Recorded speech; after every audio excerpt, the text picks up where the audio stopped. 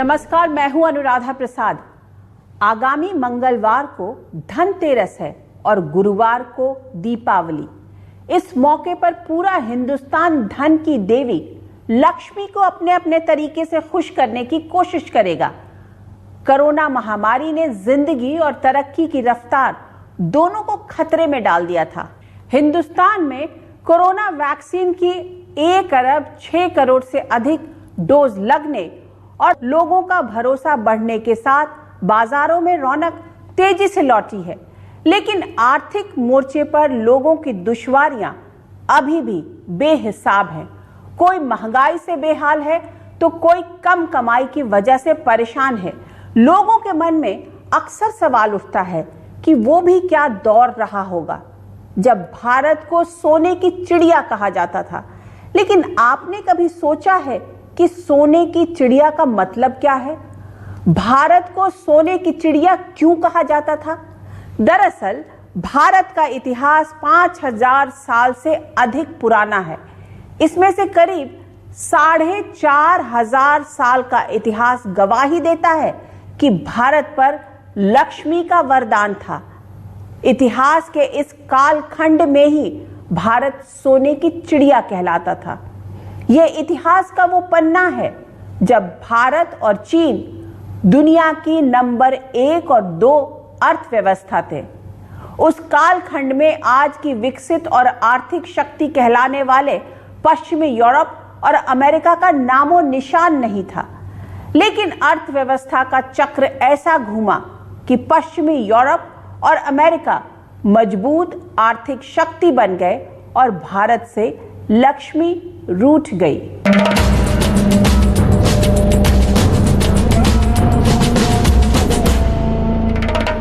सवाल है कि सोने की चिड़िया कहलाने वाले भारत से लक्ष्मी क्यों रूठी?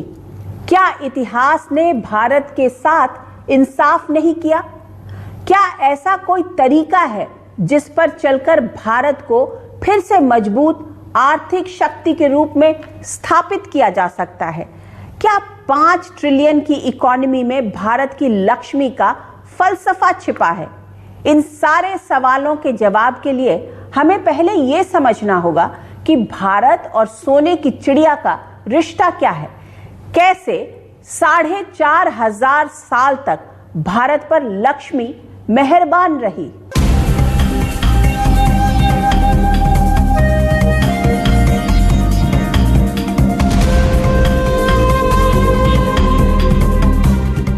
भारत के प्राचीन वैभव की कहानी इन्हीं नदियों की गोद में रची गई।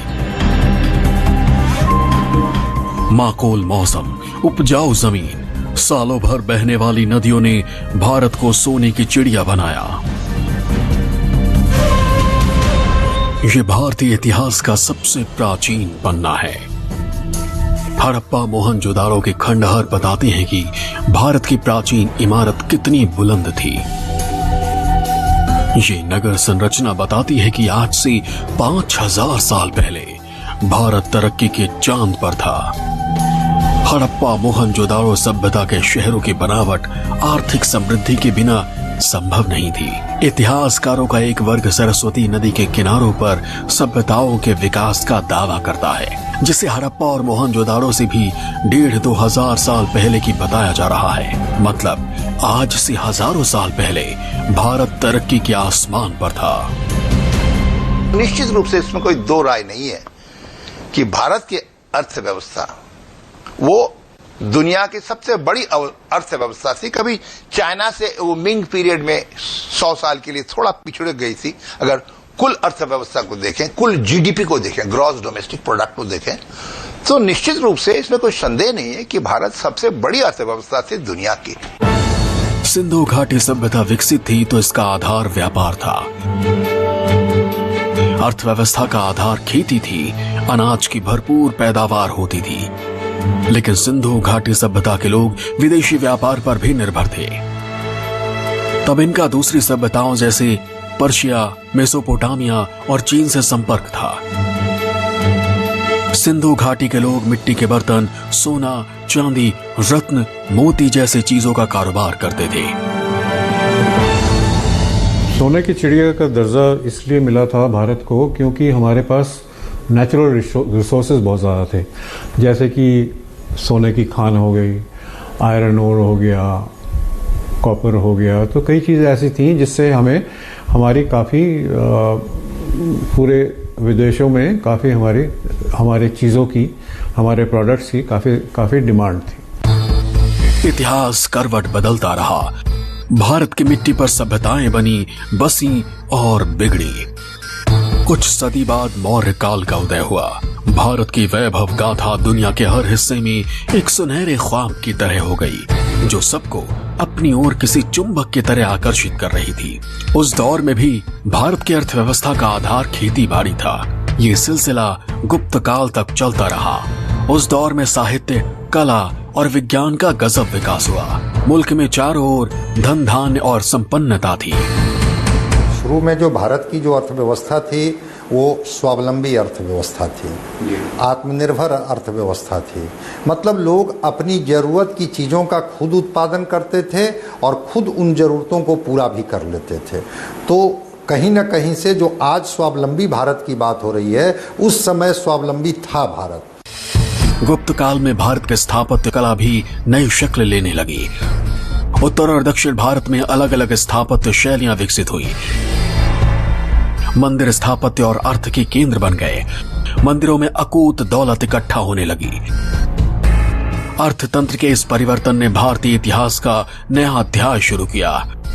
गुप्त काल के बाद जैसे जैसे केंद्रीय सत्ता कमजोर होती गई, भारत के नक्शे पर छोटे छोटे राज्य उभरे। वैसे वैसे विदेशी आक्रांता हिंदुस्तान के शहरों और मंदिरों की तरफ आकर्षित हुए। मध्य एशिया के आक्रमणकारियों का भारत में जबरदस्त आकर्षण था। उन्होंने भारतीय वैभव के केंद्र रहे मंदिरों और शहरों को लूटा। यह सिलसिला 8वीं सदी में मोहम्मद बिन कासिम के आक्रमण से शुरू हुआ और 1000 साल तक अंग्रेजों के आने तक जारी रहा। इतिहास बताता है कि मध्यकाल में मुस्लिम आक्रमणकारियों के कारण भारत से लक्ष्मी नहीं रूठी। मध्यकाल में भी भारत के सोने की चिड़िया होने का गौरव कायम रहा। मुगलों के जमाने में भारत आर्थिक वैभव और सैन्य ताकत के मामले में अव्वल था। मुगलों के जमाने के आर्किटेक्चर भारत के आर्थिक वैभव की गवाही देते हैं। क्या स्थापत्य के इस अजूबे को देखने के बाद इस बात की कोई गुंजाइश है कि भारत सोने की चिड़िया नहीं था? मुगल शहंशाह शाहजहां ने मोहब्बत की निशानी के तौर पर ताजमहल का निर्माण करवाया, लेकिन शाहजहां भी उस मुगल के वंशज थे जिनके पूर्वज बाबर ने भारत के आर्थिक वैभव को लूटने के मकसद से आक्रमण किया और फिर यहाँ के शासक बन गए। मेरा ऐसा ख्याल है कि उस पीरियड में जो लोग बाहर से आए वो लूटने के लिए नहीं आए, वो यहां पर रहने के लिए आए। और इसीलिए जो मुगल पीरियड में हम देख रहे हैं कि उन्होंने कर व्यवस्था को सीधा किया, ट्रांसपोर्ट में इन्वेस्टमेंट किया, कृषि पे उन्होंने बहुत जोर दिया, सिंचाई की सुविधाएं बढ़ाई, कि उनको पता था कि टैक्स अगर हम ले रहे हैं तो उस टैक्स का इस्तेमाल अगर हम करें इस देश के इंफ्रास्ट्रक्चर को बढ़ाने के लिए तो निश्चित रूप से इससे फायदा हो सकता है। ये जो है ये ब्रिटिश पीरियड में नहीं हुआ। मध्यकाल में मुगल मुस्लिम आक्रमणकारियों की आखिरी कड़ी थे जिन्होंने भारत को अपनाकर राज किया। लेकिन उससे पहले 7वीं 8वीं सदी से मुस्लिम आक्रमणकारियों ने कई मंदिरों को तोड़ा और लूटा। इसकी एक बड़ी वजह थी कि तब मंदिर राजनीतिक शक्ति के केंद्र के साथ साथ आर्थिक शक्ति के भी केंद्र थे। मुस्लिम आक्रमणकारियों के खास निशाने पर उत्तर और पश्चिमी भारत के मंदिर थे। हमारे यहाँ भारत में काफी बिखराव था और उसके चलते हुए जो बाहर से ताकत आती थी वो हमला करके हमें हरा देती थी जगह जगह और फिर वहां पे लूटपाट कर लेते थे वहां पे। तो ये जो सिलसिला है ये काफी पुराना है और मेरा मानना है कि इसके पीछे ये भी वजह थी कि हम लोगों ने जो टेक्नोलॉजी थी वो डेवलप नहीं की, जो टेक्नोलॉजी हमें डेवलप करनी चाहिए थी। करीब 500 वर्षों तक भारत की सत्ता मुस्लिम शासकों के पास रही। बेशक लूट के लिए भारत पर आक्रमण किया, लेकिन 500 वर्षों के इस कालखंड में भी भारत की अर्थव्यवस्था मजबूत रही। उस दौर तक दुनिया में चीन और भारत दुनिया की सबसे मजबूत आर्थिक शक्ति थी। इस काल को आर्थिक रूप से अगर देखा जाए तो निश्चित रूप से आर्थिक संपन्नता का काल था। आपको ये बताएं कि मुगल साम्राज्य में जो अधिकारी और कमांडर्स होते थे, मनसबदार जिन्हें कहते हैं, उस जमाने में दुनिया के किसी भी देश में जो नोबिलिटी थी या जो सामंतों का वर्ग था, ये अधिकारी और कमांडर्स, इनमें मुगल साम्राज्य में मनसबदारों का जितना अधिक वेतन था वो कहीं नहीं था। और यही वजह है कि ईरान से, खुरासान से लोग आते थे हिंदुस्तान नौकरी की तलाश में। नूरजहां तो बहुत मशहूर है, उसका पिता गयास बेग इसी मकसद से हिंदुस्तान आया था, और ऐसे बहुत सारे नाम हैं। बेशक मुगलों के दौर में समृद्धि चरम पर थी, भारत का वैभव दुनिया के बड़े हिस्सों की आंखें चौंधिया रहा था, लेकिन उसी समय यूरोप उथल पुथल के दौर से गुजर रहा था। ये संयोग ही है कि 16वीं सदी में जब मुगल साम्राज्य भारत में मजबूत हो रहा था, उससे पहले ही यूरोप का क्रिस्टोफर कोलंबस अमेरिका की खोज कर चुका था। मुगलों के आने से पहले ही 1498 में वास्को डी गामा भारत पहुंच चुका था।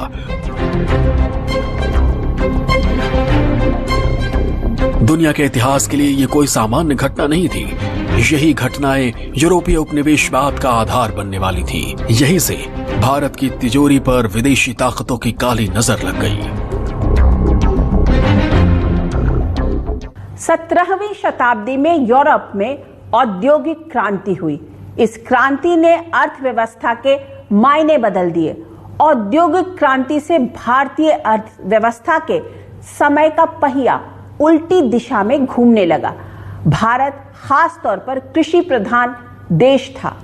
पश्चिम उत्तर में सिंधु और गंगा से लेकर दक्षिण में गोदावरी और कावेरी तक खूब उपजाऊ जमीन थी। जलवायु खेती बाड़ी के लिए अनुकूल थी। उपजाऊ जमीन और खेती बाड़ी ही भारत के सोने की चिड़िया होने का आधार था। लेकिन औद्योगिक क्रांति ने अर्थव्यवस्था के अर्थ बदल दिए। नए दौर में मशीनी उद्योग और बाजार के लिए बड़े पैमाने पर उत्पादन महत्वपूर्ण हो गया। इस दौर में अर्थव्यवस्था की धुरी भारत और चीन जैसे पूर्वी देशों से यूरोप के पश्चिमी देशों तक शिफ्ट हो गई, जिससे अंग्रेजों का उदय हुआ और भारतीय आर्थिक ताकत के पतन की कहानी शुरू हुई। 200 साल की ब्रिटिश गुलामी ने सोने की चिड़िया कहे जाने वाले देश को दरिद्रता की दहलीज पर लाकर छोड़ दिया। 1947 में अंग्रेजों ने भारत को आजाद किया और अपने देश इंग्लैंड चले गए। 1947 में दुनिया की अर्थव्यवस्था में भारत की हिस्सेदारी सिर्फ और सिर्फ 4% थी। करीब 200 वर्षों तक भारत पर राज करने वाले अंग्रेजों ने भारत में रेलवे का जाल क्यों बिछाया? क्यों 200 वर्षों तक हिंदुस्तान में अलग अलग कल कारखाने और खनन के केंद्र स्थापित किए? अंग्रेजी हुकूमत को आखिर भारत की आवाम से क्या हासिल होने वाला था? ये सवाल आज की तारीख में कोई राज नहीं है। अंग्रेज व्यापार करने भारत आए थे, लेकिन उनका असल मकसद भारत पर शासन करना था। तो उनके दिमाग में यही था कि हमने कोई इस भारतवर्ष को आगे नहीं बढ़ाना है। उनका कोई मकसद नहीं था मुगलों की तरह कि हम यहाँ पे रहेंगे। हमारा सिर्फ काम है कि यहाँ के धन दौलत को निकाल के अपने देश को, यानी कि इंग्लैंड को, यानी कि यूनाइटेड किंगडम को कैसे आगे हम बढ़ा सकते हैं। तो उनका मकसद सिर्फ यही था। तो वो उन्होंने उस हिसाब से काम शुरू किया। अंग्रेजों ने भारतीय अर्थव्यवस्था को किस हाल में पहुंचा दिया, इसका सटीक ब्यौरा कुछ आंकड़े देते हैं। पहली सदी में दुनिया के जीडीपी में भारत की हिस्सेदारी करीब 32% थी। 10वीं सदी यानी मुस्लिम आक्रमण के समय यह हिस्सेदारी 28% हो गई। 1526 में मुगलों के शासन की शुरुआत के समय ये 24.35% था और 200 साल के मुगल राज के बाद अंग्रेजों के आने से पहले तक 24.43%। आंकड़े कहते हैं कि 1757 में प्लासी की लड़ाई और उसके बाद ईस्ट इंडिया कंपनी के राज से पहले दुनिया की अर्थव्यवस्था में भारत की हिस्सेदारी करीब करीब 1/4 थी, लेकिन अंग्रेजों ने 1947 तक भारत को दीमक की तरह चाट लिया। ईस्ट इंडिया कंपनी के आने के तुरंत बाद से हमारे देश का आर्थिक पतन शुरू हो गया, क्योंकि ईस्ट इंडिया कंपनी का भी वही मैंडेट था कि आप यहां से रिसोर्सेस उठा के लेके जाइए। वो मुगल पीरियड से बिल्कुल मुख्तलिफ था। सिराजुद्दौला के हराने के बाद में जब यहां पर ईस्ट इंडिया कंपनी का राज रहा 100 साल तक, उस पीरियड में शोषण बहुत अधिक हुआ। लेकिन जब अंग्रेज सरकार आ गई 1857 के आसपास, तब भी हम देखते हैं कि वो रवैया नहीं बदला। अंग्रेजों के लूट खसोट की गवाही आंकड़े देते हैं। जो हिंदुस्तान कभी दुनिया की 1/4 अर्थव्यवस्था में हिस्सेदार था, वो हिंदुस्तान भारत में ब्रिटिश सूरज के अस्त होने तक 4% पर पहुंच गया।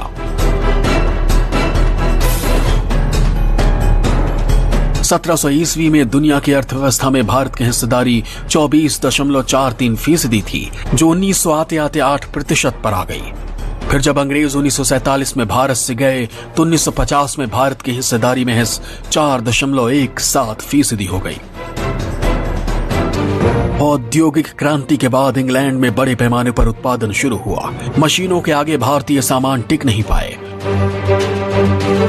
फिर जोर जुल्म कर हिंदुस्तान के संसाधन लूटे गए और उसके जरिए इंग्लैंड की तरक्की की पटकथा तैयार हुई।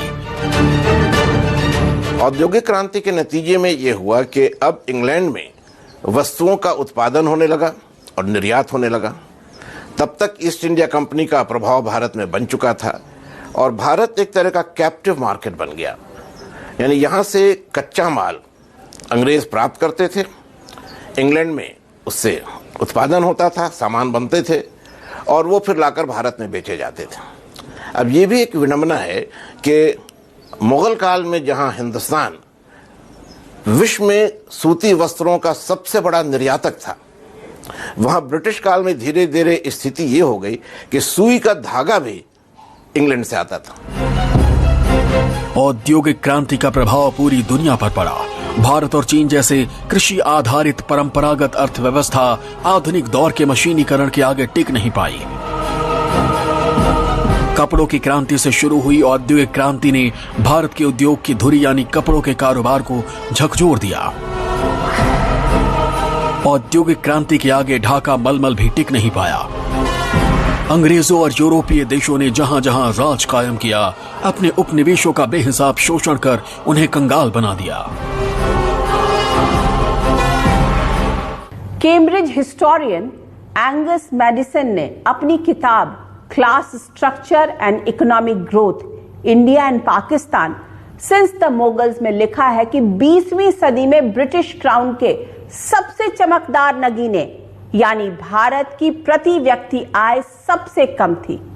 अंग्रेजों ने लूट लूट कर भारत का क्या हाल किया, इसका अंदाजा इस बात से होता है कि 17वीं ईस्वी में दुनिया की अर्थव्यवस्था में भारत की हिस्सेदारी करीब 23% थी, जो पूरे यूरोप की हिस्सेदारी के बराबर थी।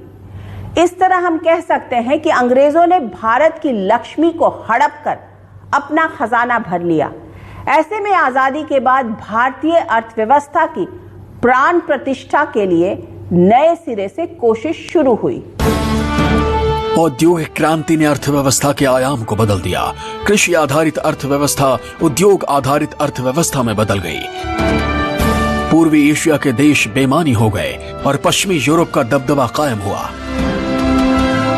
पश्चिमी यूरोप और अमेरिका मशीनीकरण और उद्योग की धुरी बन गए।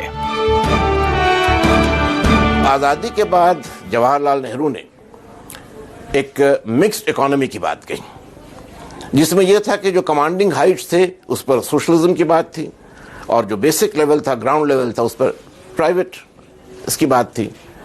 तो इन दोनों के बीच एक संतुलन बनाकर और फिर प्लान्स के माध्यम से, योजनाओं के माध्यम से भारत की आर्थिक बहाली का काम पंडित नेहरू ने शुरू किया और उनके प्रधानमंत्री रहने के काल में भारत बहुत सारी समस्याओं से आज़ाद हुआ, लेकिन समस्याएं रह भी गई थीं और वो बाद के सिलसिले में, बाद के वर्षों में क्रमिक ढंग से सुधार उसमें होते रहे हैं।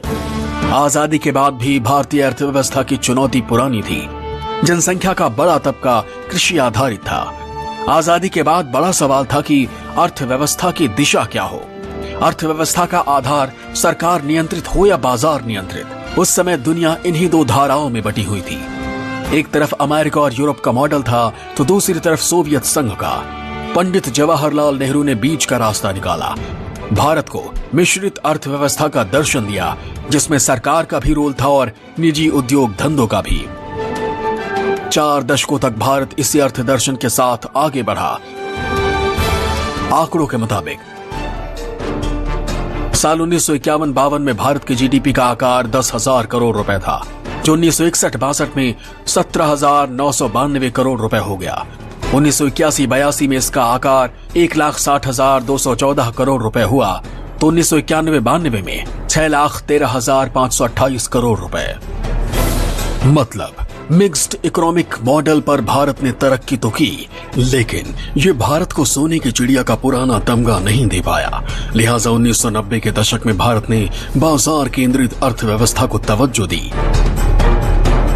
आर्थिक सुधारों के सफर के आंकड़े कहते हैं कि भारतीय अर्थव्यवस्था का आकार तेजी से बढ़ा और 2011-12 में 87 लाख करोड़ रुपए तक पहुंच गया। 2018-19 में जीडीपी 188 लाख करोड़ रुपए तक पहुंच गई। 2019-20 में आंकड़ा 203 लाख करोड़ के निशान को पार कर गया। लेकिन 2020-21 में कोरोना महामारी और लॉकडाउन की वजह से देश की अर्थव्यवस्था का आकार गिरकर 196 लाख करोड़ रुपए पर आ गया। इस बात में कोई शक नहीं कि आजादी के बाद अर्थव्यवस्था के आकार में बेशुमार इजाफा हुआ, लेकिन दुनिया में भारत का दबदबा नहीं बना। अब प्रधानमंत्री नरेंद्र मोदी ने हिंदुस्तान की अर्थव्यवस्था को 2024 तक बढ़ाकर $5 ट्रिलियन पहुंचाने का लक्ष्य रखा है। $5 ट्रिलियन इकोनॉमी, इसका सपना संजोया है। 130 करोड़ देशवासी अगर छोटी छोटी चीजों को लेकर चल पड़े तो $5 ट्रिलियन इकोनॉमी कईयों को मुश्किल लगता है, वो गलत नहीं हो सकते, लेकिन अगर मुश्किल काम नहीं करेंगे तो देश आगे कैसे बढ़ेगा। 2020 और 2021 में कोरोना महामारी ने पूरी दुनिया को हिलाकर रख दिया। दुनिया की बड़ी बड़ी अर्थव्यवस्थाएं घुटने पर आ गईं। भारत में कोरोना की पहली और दूसरी लहर की वजह से आर्थिक विकास की रफ्तार सुस्त हुई, लेकिन भारत में कोरोना वैक्सीन की 1 अरब 6 करोड़ से ज्यादा डोज लगने के बाद अब लोगों का भरोसा फिर बहाल हुआ है। बाजारों में रौनक पहले की तरह लौटने लगी है, लेकिन रोजी रोजगार के मोर्चे पर लोगों की मुश्किलें कम नहीं हुई हैं। कोरोना ने क्या किया कि अर्थव्यवस्था की एक तरह से कमर तोड़ दी। हम लोग तो माइनस में चले गए, लेकिन अगर सरकार चाहे तो मार्केट में अगर पैसा पंप करती है और पैसा पंप होगा तो उससे डिमांड बढ़ेगा। डिमांड जब बढ़ेगा तो फिर एक अर्थव्यवस्था जो है वो छलांग लेगा, उछाल लेगी। ये बात कुछ हद तक तो सही है, लेकिन हमारी अर्थव्यवस्था एक संकट की स्थिति में आ चुकी थी। उसके बहुत सारे कारण हैं, एक्सटर्नल फैक्टर्स भी हैं, लेकिन मैं समझता हूं अब जो है हमें उम्मीद है कि वी शेप्ड ग्रोथ अगर इतना शार्प न भी आए, लेकिन के शेप्ड ग्रोथ की मुझे कि कुछ लोग बहुत अमीर हो जाएंगे और कुछ लोग गरीबी के नीचे चले जाएंगे, इसको बिल्कुल मैं सहमत नहीं हूं। तमाम चुनौतियों के बाद भी दुनिया के नक्शे पर भारत की अर्थव्यवस्था का आकार तेजी से बढ़ रहा है।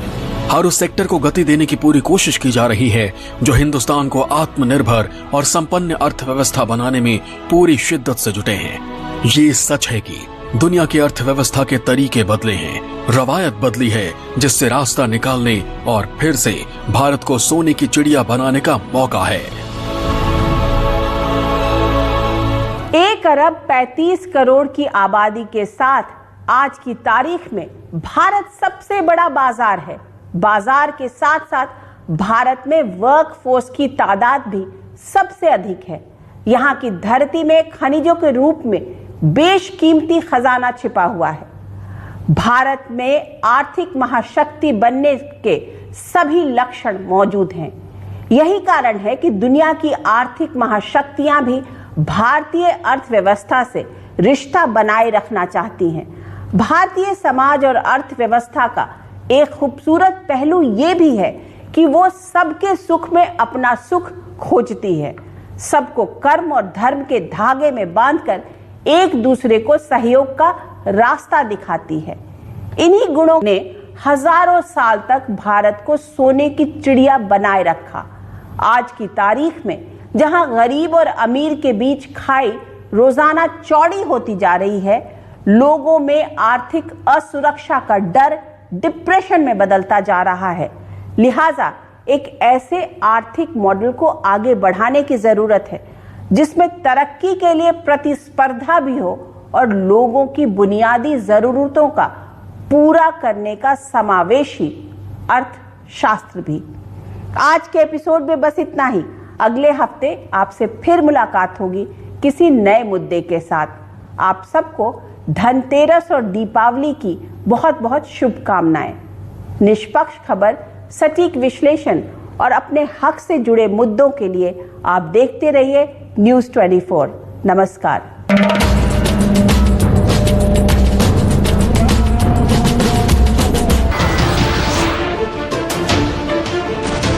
नमस्कार, मैं हूं मानक गुप्ता। अगर आपको हमारा ये वीडियो पसंद आया हो तो इसे लाइक और शेयर जरूर करें और हाँ, हमें सब्सक्राइब और फॉलो करना ना भूलें ताकि आप देश और दुनिया की कोई खबर मिस ना करें। तो जुड़े रहिए हमारे साथ और देखते रहिए न्यूज़ 24।